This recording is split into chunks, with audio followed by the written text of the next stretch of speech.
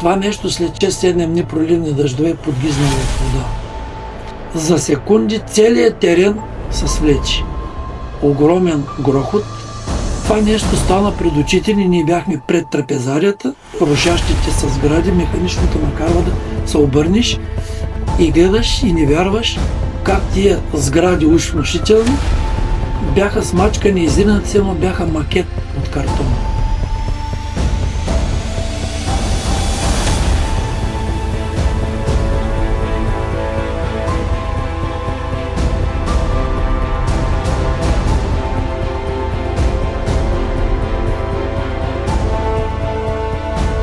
Стигайки до камбанарията, пред самата камбанария, свлачището се е разделило на две.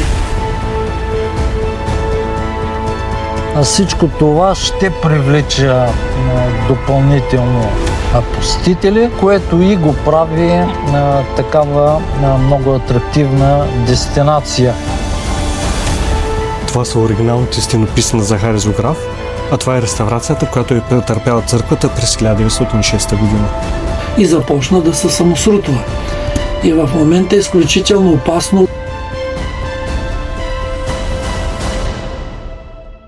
Тъй, че Господ ще помогне по някакъв начин и ще прати правилните хора, нужните хора.